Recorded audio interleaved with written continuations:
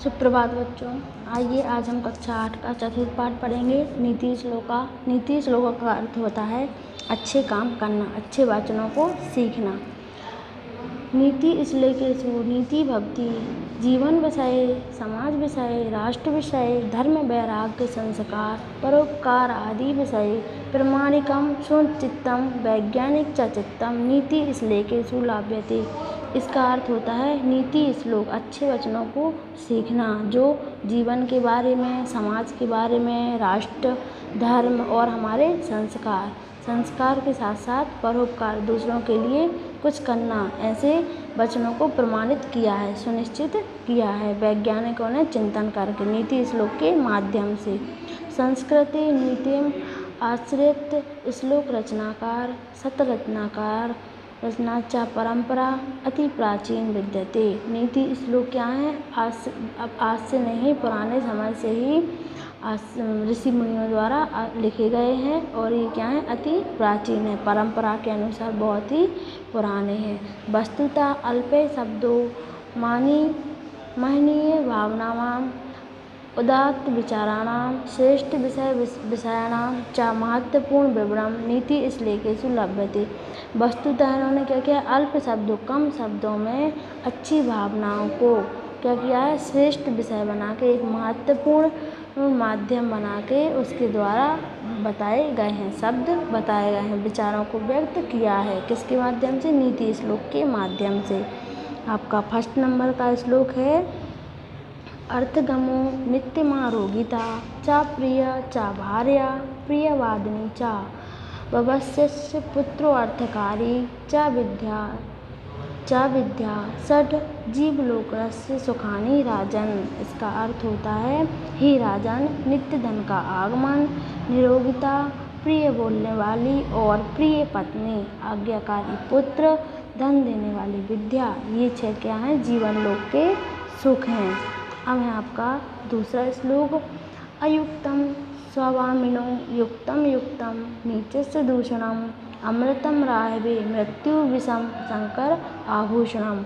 इसका अर्थ होता है सार्थक जन का अनुचित भी उचित हो जाता है और छोटे व्यक्ति, नीच या छोटे व्यक्ति का भी अनुचित दोष बन जाता है। जैसे अमृत राहु के समान मृत्यु का कारण बन गया, जबकि विष क्या बन गया? शंकर का आभूषण बन गया। उन्होंने अपने कंठ में उतारा था तो उनका क्या बन गया? ये आभूषण बन गया।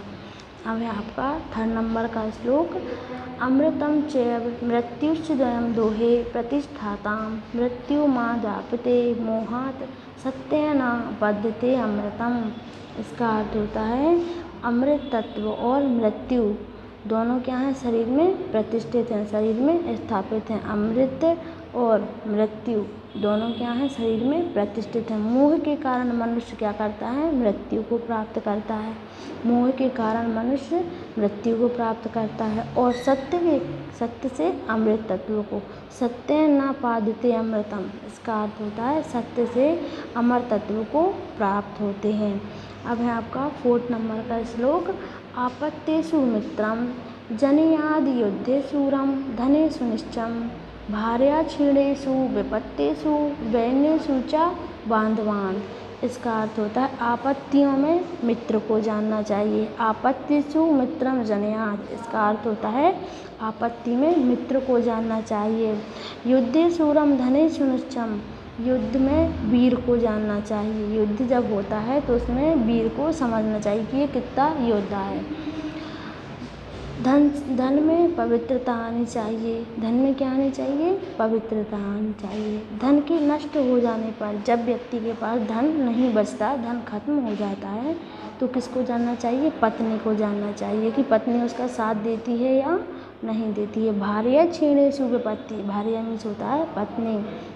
क्षीणेषु मतलब कि जब धन नष्ट हो जाता है। विपत्ति मतलब कि समस्या का दिन, विपत्तियों से भरा हमारा दिन हो। विपत्तिषु वैन्येषु च बांधवा, विपत्तियों में बंधुओं को जानना चाहिए। बंधुओं को, हमारे जो सगे संबंधी हैं, मित्र हैं, उनको विपत्ति में जानना चाहिए। अब है आपका फिफ्थ नंबर का श्लोक कितने नंबर का श्लोक है? आरोग्य आपते शिला शैले यत्नेन महता यथा निपत्येत क्षीणे नदा तदात्मना गुण दोषियो। इसका अर्थ होता है जिस प्रकार पहाड़ पर बड़े प्रयास से शिला चढ़ाई जाती है, जिस प्रकार पहाड़ पर बड़े प्रयत्नों के बाद शिला चढ़ाई जाती है, जबकि क्षण भर में वह क्या होती है, नीचे गिर जाती है। कठिनाइयों के बाद शिला को, पत्थर को हम कहाँ चढ़ाते हैं? पहाड़ पर चढ़ाते हैं, और वो पल भर में क्या होता है, नीचे गिर जाता है। उसी प्रकार गुण और दोषों की विशेषता होती है। उसी प्रकार क्या होती है, गुण और दोषों की विशेषता होती है, जो बड़े प्रयासों के बाद ग्रहण किए जाते हैं। गुणों को क्या करते हैं हम? बड़े प्रयासों के बाद ग्रहण करते हैं, जबकि दोष जल्दी से अपने अंदर आ जाते हैं। ये तो निश्चित ही है कि व्यक्ति को गुणों को ग्रहण करने में समय लगता है और दोषों को ग्रहण करने में समय नहीं लगता, ये जल्दी से आ जाते हैं। अब है आपका 6 नंबर का श्लोक। उद्योग नास्ति दरिद्रम ताप्तो नास्ति पातकम मौनो च कलौ नास्ति जगरीते भयम। इसका अर्थ होता है उद्यम करने पर दरिद्रता नहीं रहती, उद्यम करने पे दरिद्रता नहीं रहती, और तप करने से पाप नहीं रहता, मौन रहने पर कलह नहीं होती। मौन मतलब कि चुप रहने से, कलह मतलब कि लड़ाई नहीं होती। यदि आप चुप रहोगे तो लड़ाई नहीं होगी, तो मौन रहने पर कलह नहीं होता, और जग जाने पर डर नहीं रहता। किसी चीज़ का यदि हमें भय है और उसको हम बार बार करके देखते हैं तो हमारा भय क्या हो जाता है, दूर हो जाता है, तो जग जाने पर डर नहीं रहता। अब है आपका 7वां श्लोक। कि छिद्रम को नु संगो में किम वत्सा बिनी पतिताम कुतो माश्रिद्येत दोषा इति नित्यम विवेचित्यम। इसका अर्थ क्या होता है? क्या बुराई है, कौन सी आसक्ति है व्यक्ति के अंदर, क्या बुराई है, कौन सी आसक्ति है, मेरी कौन सी वस्तु आपतनशील है, मुझ में दोष कहाँ से आते हैं, इन बातों का नित्य हमें चिंतन करना चाहिए। रोज़ हमें सोचना चाहिए कि हमारे अंदर क्या बुराई है, क्या हमारी आसक्ति है, मेरी कौन सी ऐसी वस्तु है जो आपतनशील है, मतलब कि हमारे अंदर से नहीं जा रही है, हमारे अंदर कौन सा दोष है, ये कहाँ से आते हैं। इन सब बातों का हमें रोज़ मनन करना चाहिए, और चिंतन अपने अंदर सोचना चाहिए, बैठ के नित्य प्रति रोज़ करना चाहिए। अब है आपका 8वें नंबर का श्लोक। गुणेषु क्रियांताम यत्ना किमाटोपौ प्रयोजनम गुणेषु क्रियांत्यत्ना किमाटोपौ प्रयोजनम विक्रियांतेन घटा विर्गवा क्षीर वर्जिता। इसका अर्थ क्या होता है? इसका अर्थ होता है गुणों के ग्रहण करने में प्रयत्न करना चाहिए। गुणों को जब हम ग्रहण करते हैं, अपने अंदर लेते हैं, तो हमें बहुत प्रयत्न करना चाहिए। बाहरी आडंबर का कोई महत्व नहीं। यदि हम कुछ सीखते हैं तो उसको हमारे मन में उतार लेना चाहिए, ना कि दिखावा करना चाहिए। केवल घंटा लटका देने से दूध से रहित दूध ना देने वाली गाय बिकती नहीं। उसके गले में सिर्फ ये घंटा, इसमें उदाहरण दिया हुआ है, विक्रेंते ना घंटा विर्गवा क्षीर भी वर्जते। इसका अर्थ होता है कि केवल घंटा लटका देने से दूध ना देने वाली गाय बिक नहीं जाती। जो गाय दूध नहीं देगी उसको आप दिखावा कर दोगे तो वो बिक नहीं जाएगी, क्योंकि उसकी सत्यता क्या है कि वो दूध नहीं देती। इसी तरह हमारे अंदर है, यदि हम गुणों को ग्रहण करते हैं तो उसको पूरी तरह हमारे जीवन में उतारना चाहिए, ना कि हमें बाहर का दिखावा करना चाहिए। बाहर का दिखावा नहीं करना चाहिए। अब है आपका 9वें नंबर का श्लोक। निर्धनस्य विषम भोगे निस्तब्यम विषम रणम निर्धनस्य विषम भोगे निस्सत्यस्वयं विषम रमण अनाभ्यसे विषम शास्त्रम अर्जिनो भोजनम विषम।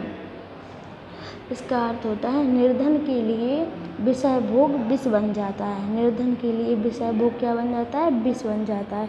असक्त के लिए युद्ध विष बन जाता है। अब यदि कोई व्यक्ति निर्धन है तो उसके लिए खाना है, जो खाने के लिए जो पैसा इकट्ठा करता है वो तो उसे विष के समान होता है, क्योंकि वो निर्धन है। कठिनाइयों से उसका सामना कर रहा है और अशक्त के लिए युद्ध विष बन जाता है। जो व्यक्ति युद्ध करने में सक्षम नहीं है उसके लिए युद्ध विष के समान दिखाई देता है।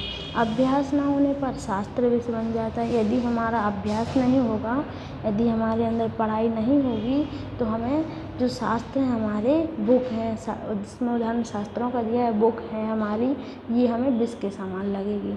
और अपच होने पर भोजन विष के समान लगेगा। यदि हम ज़रूरत से ज़्यादा खा लेते हैं, हमारे अंदर अपच होने लगता है, तो भोजन हमें क्या लगता है, विष के समान लगता है। तो ये आपके श्लोक कंप्लीट हो चुके हैं। इसके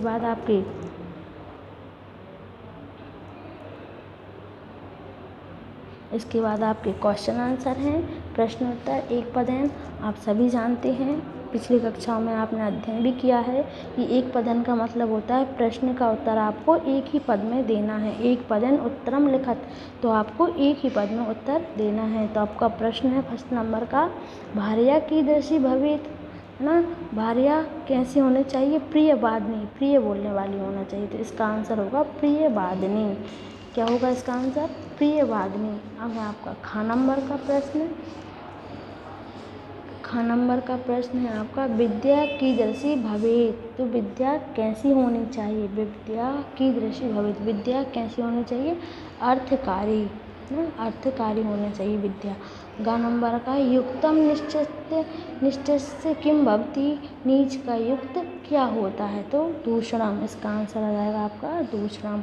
अब है आपका घ नंबर का, मनुष्य मृत्यु कथम अध्यापते, मित्र को कब जानना चाहिए, मनुष्य मृत्यु को कैसे प्राप्त करता है, मनुष्य मृत्यु कथम अध्यापते, मनुष्य मृत्यु को कैसे प्राप्त करता है। तो ये मोह के कारण, व्यक्ति को जब मोह होगा तो मृत्यु की ओर जाता है, ये आपने श्लोक में पढ़ा है ना। अब है आपका ड नंबर का, मित्रम कदा जनेयात्, मित्र को कब जानना चाहिए, आपत्ति के समय, मित्र को कब जानना चाहिए, आपत्ति के समय। अब है आपकी एक वाक्य क्वेश्चन आंसर। तो एक वाक्य आप जानते हो, आपको पूरा लिखना है। फर्स्ट नंबर का प्रश्न है आपका, अर्जुनो विषम किम, अपच होने पर क्या विष बन जाता है, तो इसका आंसर होगा अर्जुनो भोजनम विषम, अपच होने पर भोजन विष बन जाता है। अब है आपका, दरिद्रम कुत्र नास्ति, दरिद्रता कहाँ नहीं रहती, तो इसका आंसर क्या है, उद्योगे दरिद्रम नास्ति, उद्योग करने से दरिद्रता पास नहीं रहती। ग नंबर का है, मानवा नित्यम किम विवेचयात्, इसका अर्थ क्या होता है, मनुष्य को क्या सदैव सोचना चाहिए। अभी पढ़ा है अपन ने, मनुष्य को क्या सोचना चाहिए प्रतिदिन, तो इसका आंसर क्या है, मानवा किम छिद्र कह संग किम अविपिन पत्ति तुम इति नित्यम विवेचनम, मनुष्य को क्या दोष है, क्या आसक्ति है, क्या आपतनशील है, इसका नित्य चिंतन करना चाहिए। घ नंबर का है, गुणेषु किम करणीयम, तो गुणों में क्या करना चाहिए, गुणों में क्या करना चाहिए, इसका आंसर क्या है, गुणेषु यत्न करणीयम, गुणेषु यत्न करणीयम, गुणेषु यत्न करणीयम, गुणों में प्रयत्न करना चाहिए।